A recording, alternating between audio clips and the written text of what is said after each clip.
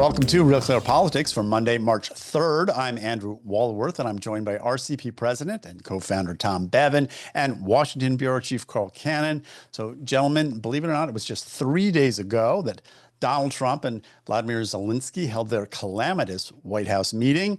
On Sunday, Europe's leaders called a summit to discuss peacekeeping efforts in Ukraine. Here's Prime Minister Keir Starmer from the UK talking about what came out of that meeting. We will go further to develop a coalition of the willing to defend a deal in Ukraine and to guarantee the peace.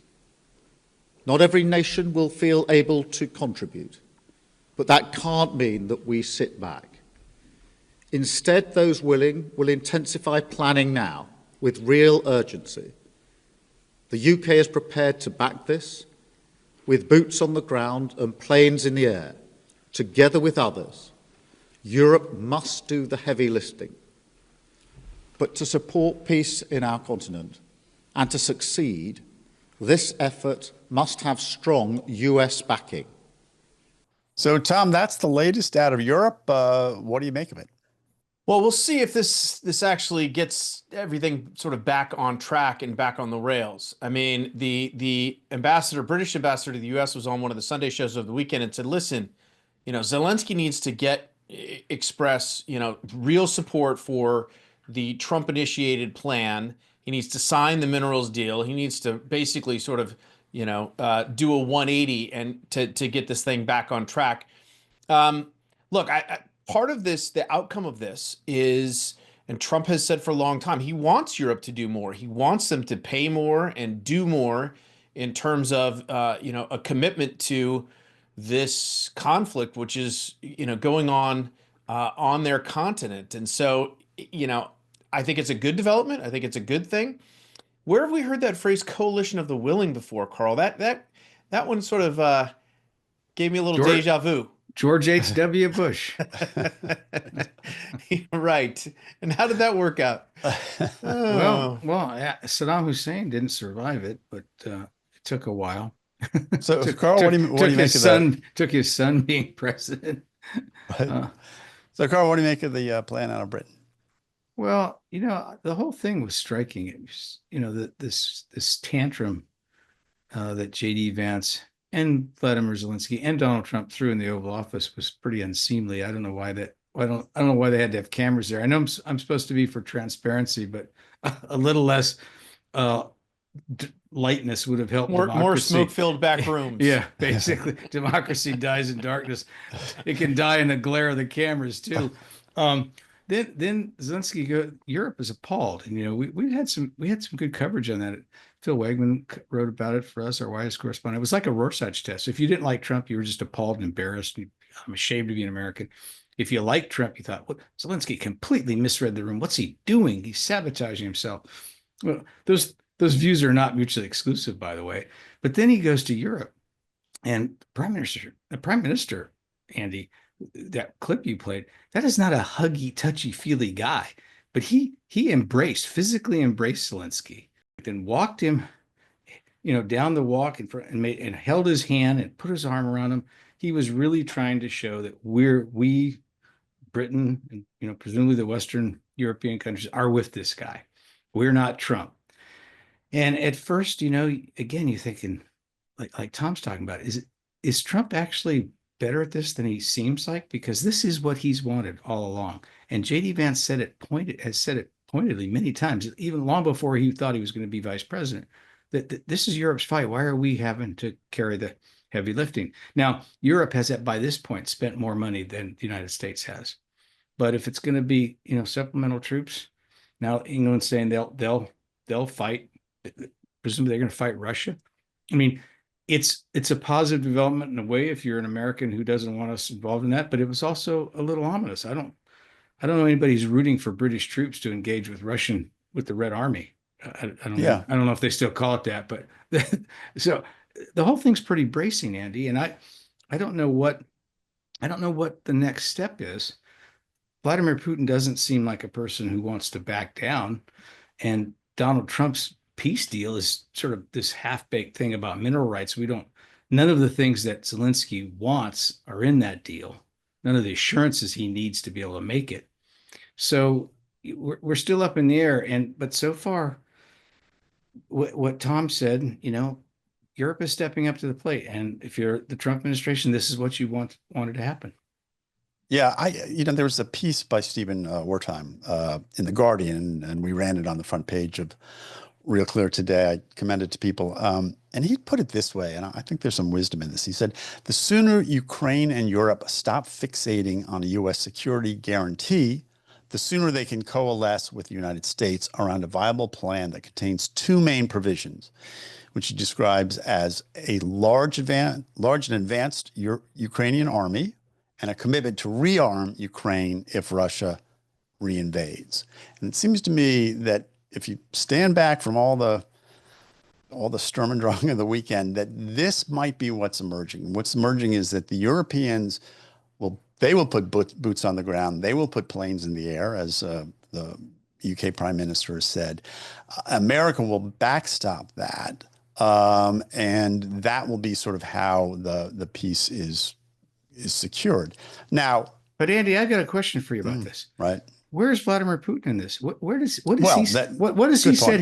He hasn't said he'll do any of this. Yeah. And, no, that's the flip side is that it does seem to me, Carl, that Vladimir Putin has absolutely no incentive under this to agree to this plan or any other plan at this point, and that is the problem. I mean, someone's got to put the screws to him to get him to peace. He may have an incentive, Andy, but he doesn't seem to have the inclination. Right.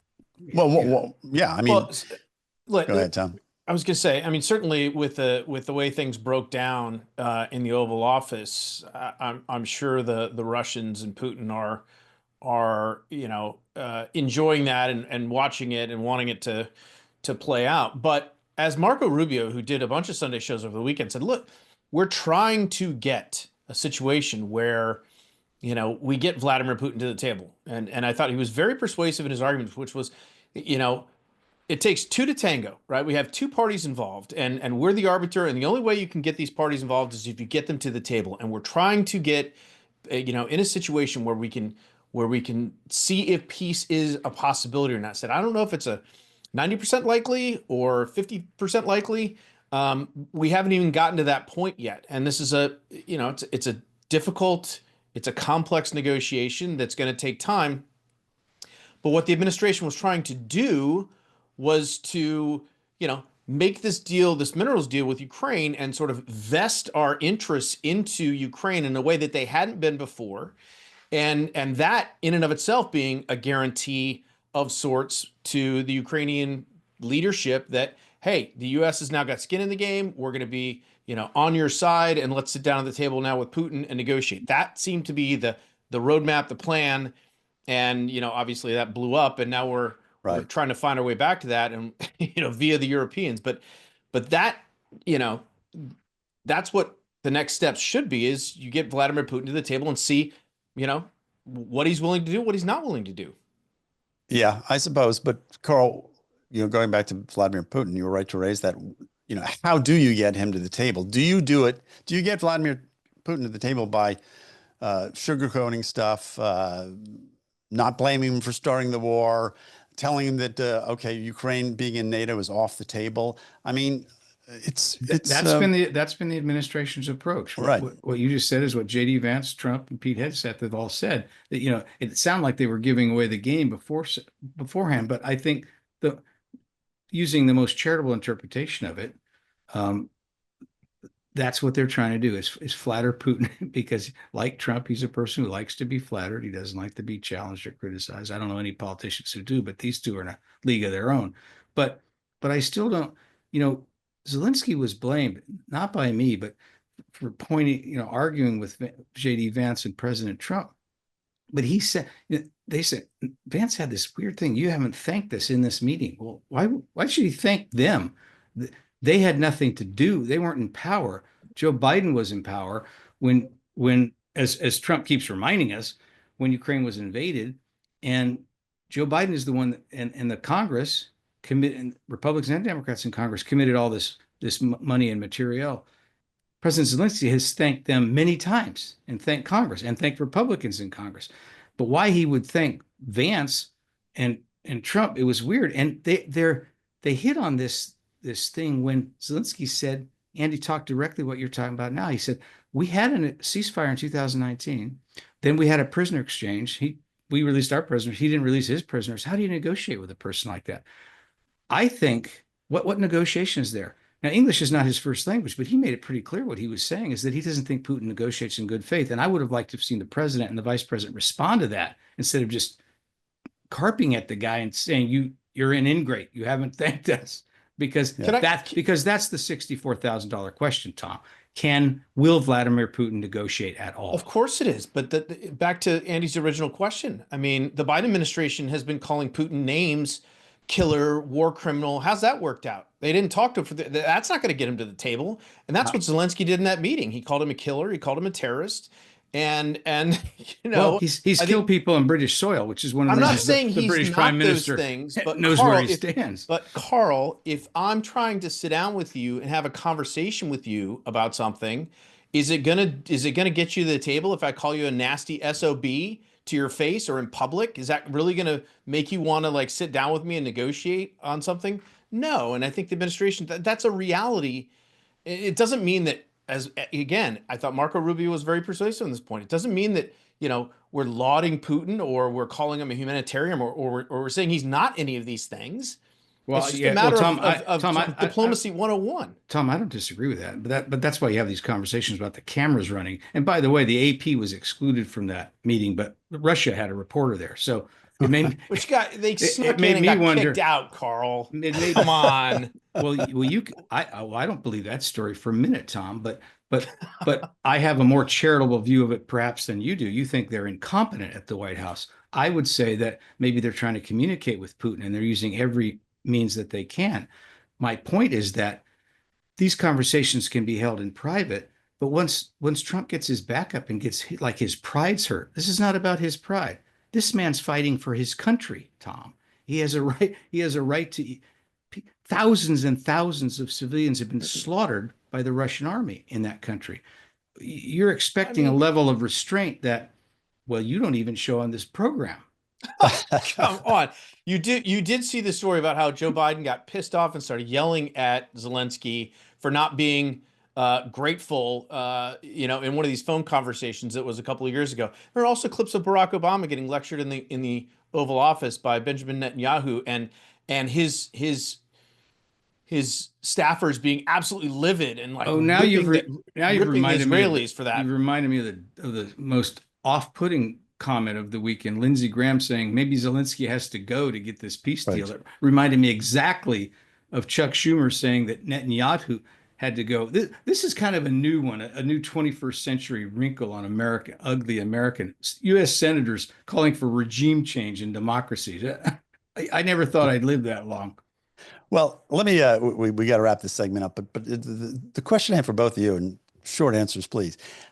Are we really at an inflection point when it comes to U.S. foreign policy, which is what a lot of people think? People think that this was sort of, really just shows America is going in a completely different direction, or is this just part of a diplomatic maneuvering and we're already seeing that there is the contours of a deal emerging that will at least may not get Putin to the peace table, but will at least put the alliance back together, the coalition of the willing?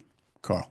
Well, that's a good question, Andy. This country has had, its same foreign policy. We haven't had an isolationist president since Franklin Roosevelt. We think of him as a great wartime commander-in-chief, which he became. But when he ran for office, he was very Trumpian. Your boys will not go to a foreign war. He was saying this long after he knew it was inevitable. And after Pearl Harbor was bombed, he told, his aides, he said, okay, Dr. Fix the Economy has become Dr. Win the War. And so you can have a shift quickly like this. But Tom's made this point previously. Donald Trump when he ran for president, he was clearly skeptical of U.S. policy towards Ukraine and Russia. And he said so many times, he would couch it in this weird and off-putting election. That That war would never have started if I was president. A statement that is bizarre. The 100th time I heard it is the first time I've heard it. But that's just Trump clearing his throat. Then he would go on to say he thinks that this is not our fight. And J.D. Vance is even more explicit about that. And Pete Hegseth has talked this way. So you have an administration that ran for office with this skepticism about our policy in Europe. And you have a president who's in his second term. I know you asked me to be brief, Andy. I'll wrap this up. You have a president who has spoken about Russia the way no American president have ever spoken about Russia. And this seems just qualitatively different, a different approach. I don't know if it's permanent, but it does seem almost a sea change. Tom, sea change? Carl stole my joke. I was going to say he missed the part where you asked for a short answer. The short answer is it's both. It's foreign policy moving in a new direction, and I think a deal is going to get done as well. But it is a different mode of operation than we've had previously. Yeah. All right. Well, guys, I wish we could talk more about this, but we got to move on. You're listening to Real Clear Politics on Sirius XM. I'm Andrew Walworth. I'm here with Carl and Tom, and we'll be back right after this. Welcome back to Real Clear Politics on Sirius XM. I'm Andrew Walworth. I'm here with Tom Bevan and Carl Cannon. And guys, tomorrow, Tuesday, President Trump will give his non-State of the Union. It'll be an address to both houses of Congress. Lawmakers on the left are inviting fired federal employees to attend to protest. Alyssa Slotkin from Michigan, senator, will give the Democratic response. So, Carl, what will you be listening for tomorrow?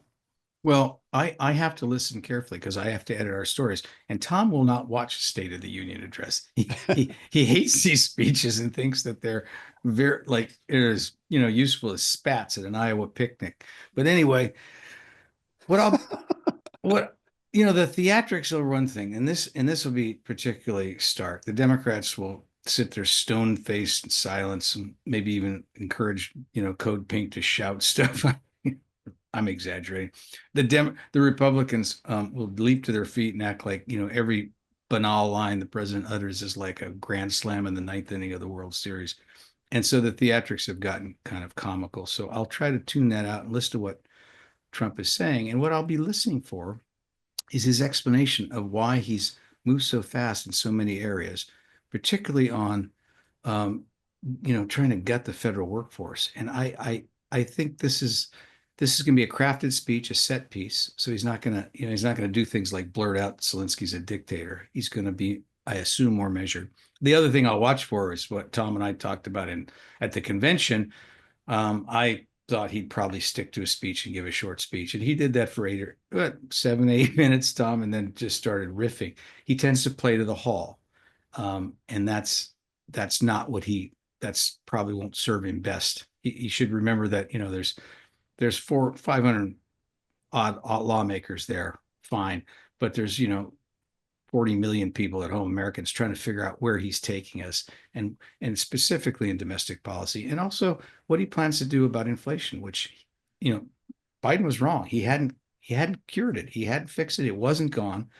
And Trump inherited this inflation in January, and people are going to want to hear if he's even attuned to it. Yeah. Tom, inflation, will that be a major theme, do you think? And or should it be, I guess? It should be. He should talk about it, and he should say, we're working on it, and we're going to try and get these prices down. And we know it's a concern to the American public, and we're going to address it. I think he should also tie that into, what they've been doing thus far. Shrinking the federal budget deficit is going to help bring down inflation, and that's one of the reasons that they are working and moving as quickly as they can on some of this stuff. Look, we've talked about this multiple times in multiple ways. The theatrics are crazy, and the Dems are going to, I don't know, they're going to, what did they do the first term, Carl? They wore white, and, a bunch of them boycotted. I think Senator Chris Murphy said he's not going. Okay, whatever. Yeah. And the Republicans are going to be, ridiculously over the top. And Andy, you've mentioned this in his previous speeches that Trump, often speaks to the room and not people at home, which is who he really should be talking to. I suspect, like he's done every single time, he will have a prepared speech, and he'll stop and he'll go off script and he'll make some jokes and, have a couple of one-liners here and there, because that's just how he operates. And I don't expect him to change. I don't know if that's going to be good for him or bad for him, but I think he thinks it served him well thus far. Policy wise, look, yeah, he's going to talk about immigration. The fact that, these immigration numbers are shocking. In 2024 in January, there were 189,000 border crossings. In January 2025, it was like 8,000. They have effectively closed the border. That's one of the main things that he ran on, along with inflation and the economy. So he's delivered on that promise. And I think he does want to talk about DOGE and explain to the American people again, why they're doing what they're doing, why they're doing it, why it's necessary. As Elon Musk says, it's not optional. It's, if we don't want to be, bankrupting the country and paying trillions of dollars in debt service every year on the national debt, we have to get this under control. He's going to talk about his tax cuts too, which is, again, a little contradictory probably, but that was another piece of his agenda that he ran on, and he wants Congress to get that done. So he's going to touch on all the different aspects of what he ran on and what he's been doing this far. And as Carl said, Republicans are going to cheer. They'll be very enthusiastic and eager, and Democrats are going to make sour faces and sit on their hands, and a few of them are going to get captured by the cameras doing something inappropriate, or looking, rolling their eyes or whatever they noses, do. Yeah. Swearing under their breath. And that'll end up be part of the clips that I watch the following morning, because I will not watch the speech. I'm not going to waste 2 hours of my time on that. Well, I want to talk about New York as well. 3-term, believe it or not, Andrew Cuomo, New York governor, announced Saturday he is back. He will run for the Democratic nomination to be the next mayor of New York City. Here's a little bit of him announcing his candidacy. Did I always do everything right in my years of government service? Of course not. Would I do some things differently, knowing what I know now? Certainly. Did I make mistakes? Some painfully? Definitely. And I believe I learned from them, and that I am a better person for it. And I hope to show you that every day. And that is why I announced my candidacy today for mayor of New York City. So, Carl, just for the record, I did not add that music. Sounded like stock music from some happy ad. But he left office with 11 women accusing him of sexual harassment and problems with the COVID. But he's back. Well, problems with the COVID is several thousand elderly New Yorkers condemned to death because did I kill all those elderly folks? Yeah, because of his maybe, but I'll do better. His orders, and he had that bizarre show with his brother interviewing him where they said how great he was, and there was some name for it. I forget now, Tom. People losing their minds over how wonderful he was. Forget this about the briefings he was given. He got a $5 million book deal. Yeah. And here was the title of the book. I was reminded. It was called American Crisis: Leadership Lessons from the COVID-19 Pandemic. Yeah. It seems odd that he would instantly jump to the lead in the polls. You think that's a city, 8-10 million people? Can they find anybody else who maybe doesn't have this baggage? His father was governor and mayor. His father was mayor and governor. So I guess that's what they're looking for. Tom, he is ahead in the polls. I think it's 25% for him. It's name recognition for sure, and his right. Thanks to his father, his name and brand still carries some. He didn't thoroughly destroy it, although he did his best. He made his best efforts to get that done. And look, there are second acts in American political life, and we've seen it over and over again. And this may be another case. What do you guys think of what Letitia James must think of this? Who knows? Look, I'm in Chicago. Okay. We elected Brandon Johnson, and you kind of, it's like, okay, well, you get what you vote for. And so if New Yorkers vote for this guy, despite all of his baggage, he might actually be a great mayor. He might be good at the job, but he also comes with the allegations and admission that, I don't know if he admitted to it, but I don't think he did, but he certainly was alleged to have sexually harassed a bunch of women, and He's he's been fighting that for years, just for the record. and the COVID Denies stuff the whole thing. the COVID stuff is just ridiculous. I mean, that he made this order and was responsible for, sending all of these folks, old folks, back into these care centers where they promptly died and gave COVID to everybody. I mean, it was a horrific thing. And at the same time all of that was going on, he was giving these briefings and talking about what a great job he's doing and writing books about, lessons in leadership. It's like, I mean, so again, maybe New Yorkers will vote him in. I mean, if they don't have any better options, then maybe he'll end up being mayor.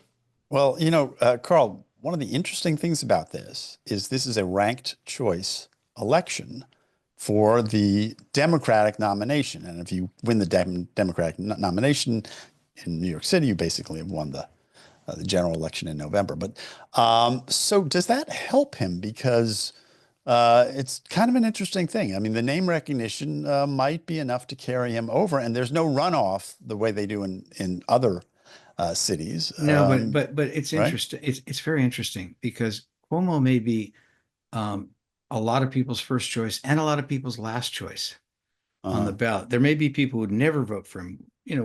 Maybe women who think that these allegations were true. Let's just say liberal Democratic women say, I can't. I'm aghast by this guy. So they'll vote for one of the other candidates and rank him last. And other people just rank him first because Tom said they know him. They actually like him. Right. Maybe they think he was a railroader. But then their second, third place are all over the place. So this was actually going to be one of the great tests of ranked choice voting. And I think it's the other factor that makes this so interesting. Yeah, we've got to keep an eye on this. This is going to be, you're right. I was thinking about this. It's interesting for a whole number of reasons, but one of the reasons is to see if ranked choice voting helps or hurts someone like this. Well, remember this, it cost Sarah Palin a House seat, ranked choice voting. And she had a similar personality maybe to Cuomo, in that people loved her or hated her. And those kind of people don't always succeed in ranked choice voting. I think the big question is, will Chris Cuomo have him on his new show on News Nation? We'll have to see. That is a good question. I would guess yes. Yeah. Blood is thicker than almost anything. Yeah. Anyway, you're listening to Real Clear Politics on Sirius XM. I'm Andrew Walworth. I'm here with Carl and Tom, and we'll be right back after this.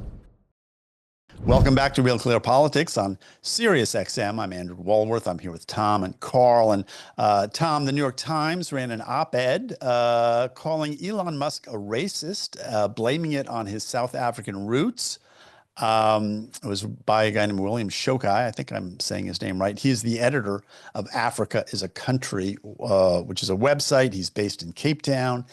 And what he wrote is, quote, he is a white South African, part of a demographic that for centuries sat atop a racial hierarchy maintained by violent colonial rule. What do you make of calling Elon Musk a racist because he was born in Pretoria? I mean, it's just absolutely shameful. I mean, he also said later in the article, he said that Musk has not so much moved beyond the logic of apartheid as absorbed it. I mean, I think Elon Musk left the country when he was 17. Okay, so this was a shameful smear job on Elon Musk. You can criticize Elon Musk for a lot of things, okay, and he has been criticized for a lot. But this idea that the efforts to paint him as a Nazi and a racist, the salute, which was a complete joke and fabrication, and now this, he's got this historical tie to apartheid. We saw that on, Joy Behar on The View said that the other day and immediately sort of retracted it and begged Elon not to sue her, which he should probably do anyway. I just think it's shameful, number one. Number two, I just don't think it's going to fly. I don't think this idea, as the Democrats try and tear down Trump and Elon Musk, the other argument they're using, Chris Murphy used this, AOC's used this, that he's just, he's a leech and he's in it for greed, and all he wants to do is strip away all these regulations that are surrounding his companies and get this tax cut for himself. I mean, it's just bullshit. The idea that Elon Musk is doing what he's doing for financial gain is so silly it doesn't even pass the smell test. He's the richest guy in the world. He doesn't need to be doing this. He's going to be a multi-billionaire forever, regardless of what the government does or doesn't do. He's actually doing this because he cares about the country and wants to see it, succeed. And so I just don't think that's going to fly with the American people. But it doesn't stop the New York Times from printing this crap.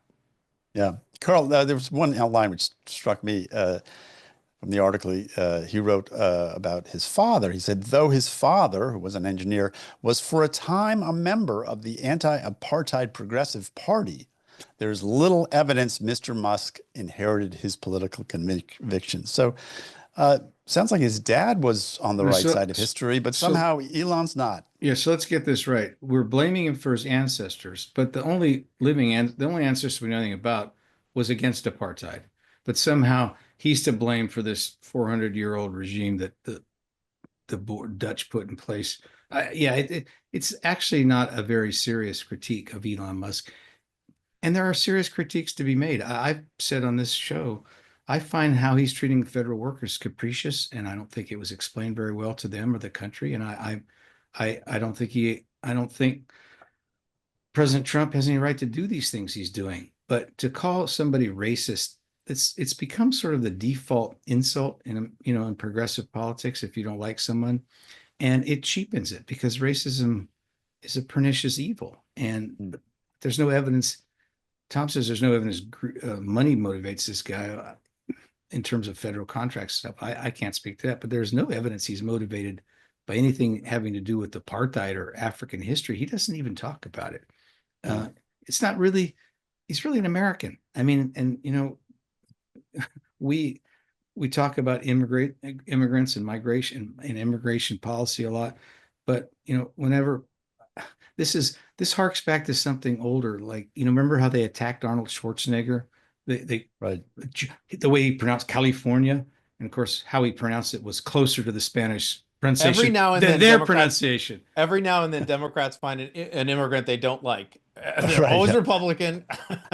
Yeah, Well, talking about immigration, just to do a segue here, it did come up at the Oscars last night, and Zoe Saldana, am I saying her name right? She won the Best Supporting Actress. She highlighted immigration in her speech. She said, "I'm a proud child of immigrant parents with dreams and dignity and hardworking hands." Interesting. I don't think of actresses as having hardworking hands, but what do I know? But Carl, what do you make of the Oscars? A billion people tuned in, and a lot of people said there wasn't as much politics as there have been in past years. The Hollywood Reporter put it this way. They said Oscars goes light on politics despite heated climate amid Trump's second term. Yeah, that's about right. But the thing wasn't, very watchable. I didn't find. Now Tom likes Conan O'Brien, so I'm not certainly criticizing him. I don't want Tom to be mad at me, but there's a larger problem with it. It's just that they don't seem to reward, and haven't for many years, the movies that moviegoers actually like and actually went to see in the theaters.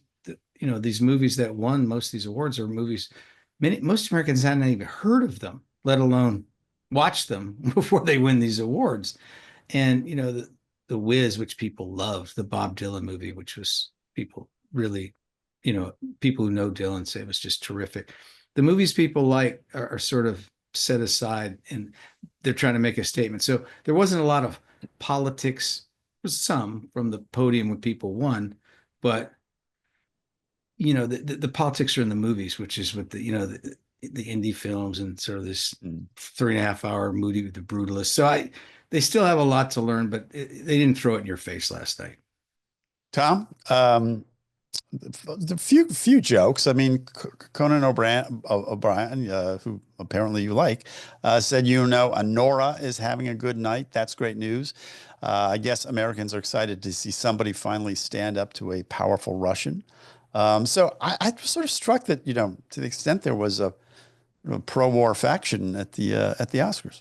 Yeah, I mean, look, the reason that the Oscars were less political this year, I think, is because of Conan O'Brien, because he kind of took it, made it goofy, and it wasn't being hosted by some insufferable ideologue like Jimmy Kimmel, and inviting people down. They still have their moments. I mean, these celebrities all get together and to celebrate film and movies as if it's, you know, this great pop culture that reaches the masses, and it is, except the movies they honor and the people they honor are that isn't what the movies they're honoring are. They're these niche films that, and some of them are weird, and some of them highly political, and some of them are sort of, you know, Honora, for example. I saw some clips of it this morning. I had never heard of this movie, and it was like semi-pornographic. I mean, it was kind of shocking. Oh, you And, know, and oddly enough, I've seen that movie. It's one of the few ones that I've seen, and it's not semi-pornographic. It is a But we learned a new phrase last night, Andy. The members of the community of the sex workers community. It's a nice euphemism. so anyway, well, so look, it is what it is. And I think, you know, a lot of people used to watch. I know they said 1 billion people were watching, but the Oscars used to be a much more powerful and unifying thing, and its influence has dwindled over time. I did think that it was a nice tribute to Gene Hackman from Morgan Freeman. I mean, Gene Hackman was one of the all-time greats and one of my faves, and so that was nice to see. That was one other thing I liked, Andy, if we have a second. One of the winners, and I can't remember who, urged people to go back in the theaters and watch movies in the theaters for the reason Tom's talking about, because it's a unifying experience. And I thought that was a nice touch too. Yeah. Well, I tell you, the Iranian filmmakers who won for Best Animated Feature, I believe, talked about how they didn't think they'd be able to get visas, and they were able to come, and how happy they were there, and spoke about the repression back in Iran. I thought that was a nice moment as well. So, you know, I guess a little bit of politics is not a bad thing at the Oscars. Anyway, you're listening to Real Clear Politics on Sirius XM. I'm Andrew Walworth. I'm here with Tom Bevan and Carl Cannon, and we'll be right back with more right after this. Welcome back to the show. I'm Carl Cannon, Washington Bureau Chief of Real Clear Politics, talking for our last segment with Suzanne Bates, who's the politics editor at the Deseret News. We're going to talk about a new poll that your newspaper did about what people think of congressional leaders right now and President Trump's cabinet. And let me start, Suzanne, by telling you the biggest surprise to me, and then I want to know what it was to you, is that the most popular cabinet choice of Donald Trump is Robert F. Kennedy Jr. I was similarly surprised. I was Okay. not expecting to see that. I mean, 47% of people said they had a favorable opinion of him, and 38% said they didn't, which was surprising to me. But apparently, I mean, I think it's partially that he's well known, and he seems like kind of a likable guy, you know, so I think that helps. So, all right. And now congressional leaders still, we'll get to the rest of Trump's cabinet in a minute, but congressional leaders are still very unpopular. Is that just what people think they're supposed to say to a pollster, or is Congress really that disliked right now? I think. Now I'm asking you a subjective question, but you cover, politics. Yeah. I mean, right. We spend a lot of time watching what they're doing in Congress. We have a reporter there, and just with all the shutdown news, and they can't seem to get anything done. I think there's a lot of frustration with all of the leaders, you know, and we saw that across the board. None, like you were saying, none of them are well liked. So, I think that's definitely, it says something about what they're doing and what they're not doing, right? That Americans are reacting so poorly to them. Am I reading this data right? 1 out of 5 people don't even know who the Speaker of the House is. Yes. So is that good for Mike Johnson or bad for him? I mean, I think that right. I mean, there's sort of that running joke that Americans couldn't pass the citizenship test, right? I mean, I guess that's immigrants can, but native-born Americans can't. Right. That's right. So yeah, Mike Johnson, although poor John Thune, right, who's the new Senate Majority Leader, he was the least well-known. 33%, 1/3 of Americans didn't know who he was. So Mike Johnson's a little bit more well-known, but he's still getting his name out there. He certainly makes the rounds on the Sunday morning talk shows, and but yeah, if you're not paying attention, you know, Right, how would you know who he was? Well, I saw those numbers on Thune, and I thought, because he's also not popular, I thought, what did John Thune ever do to anybody? So I mean, shorter. If I was writing a onion version of the story, or Babylon B, I'd say, okay, John Thune, we don't know who you are and we don't like you. That's right. Yeah. Yes. Only 22% found him favorable. But I think, again, that speaks to me more broadly of, because I don't think John Thune has ever done anything to anybody. He's a pretty nice guy. Right. And I think that speaks more broadly to this just general frustration with Congress and with the lack of productivity that they've had up there. I mean, look, every time we turn around, here we are 2 weeks out from a possible shutdown. It feels like every time we turn around, they might shut down, they might run out of money, they can't get their budget passed. Like there's a genuine frustration. I think it probably has something to do with what they're not doing and what they are doing. Did you, what about Schumer? What do you think? What's the sense there of people? They don't like him either. No, Chuck I mean, Schumer, the Senate Democratic leader. he was the only one who was underwater. He had more people who said they didn't have a favorable opinion of him.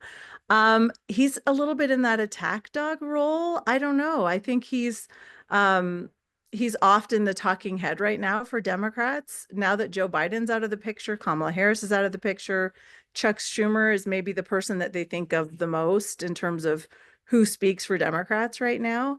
And I think there's frustration with the Democratic Party, but also with Chuck Schumer as sort of that figurehead there. So, Well, yeah, your poll didn't go into this, but problem with Schumer is that he's the classic career politician. He was literally running for office when he was still in law school. He's never had a job in the private sector. And if you're sour on politics, if you're one of those in the majority on the right track, wrong track question, I think Schumer maybe epitomizes what you think's wrong with Washington.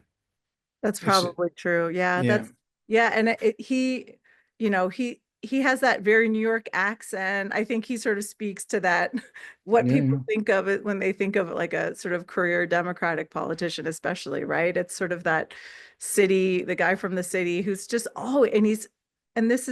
he's always on the attack, where like a Thune or a Johnson might not seem as, he's got that kind of quintessential New Yorker, I'm coming for you mentality. And I think that maybe that's what's showing up here. It's hard. We're trying to read the minds of the American respondents here, but I think that could have something to do with it.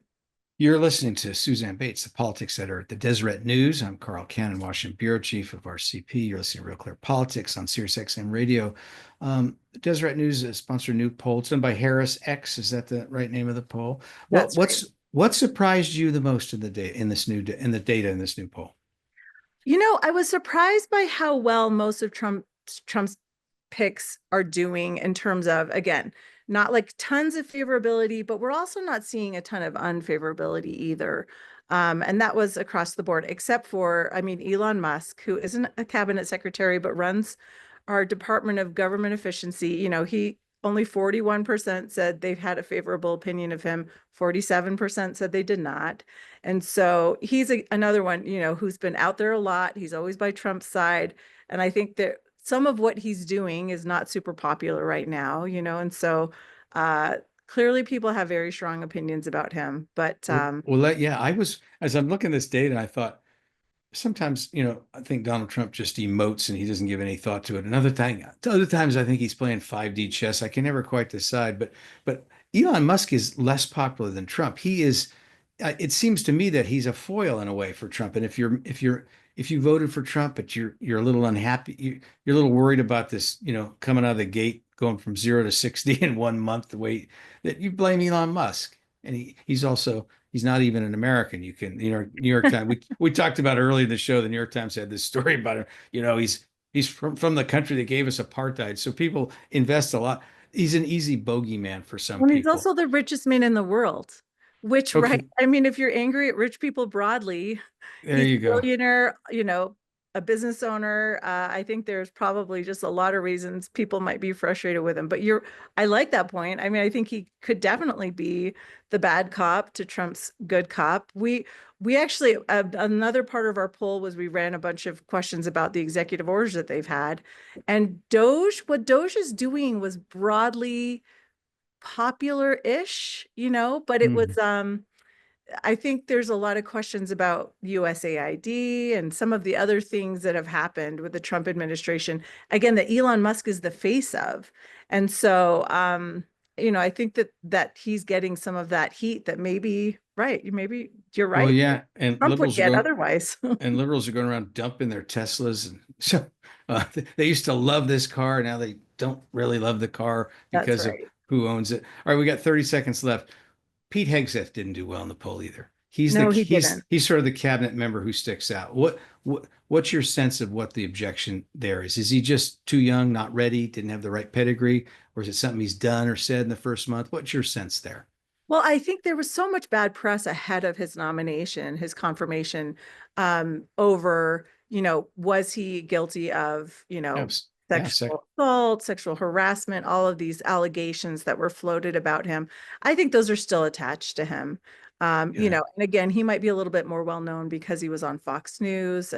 So I think that's probably going to follow him around for a while. We'll see, if he can sort of shake it. But I think that's probably what we're seeing there in those numbers right now. All right. Well, you've been listening to Suzanne Bates, the politics editor of the Deseret News. I'm Carl Cannon, Washington Bureau Chief, RealClearPolitics. We'll be back tomorrow at the same time, 6 p.m. in the East, 3 p.m. in California, where I grew up, in 4 p.m. in Utah. Yes. Yeah. Well, yeah. All right. Thank you again. Thanks so much.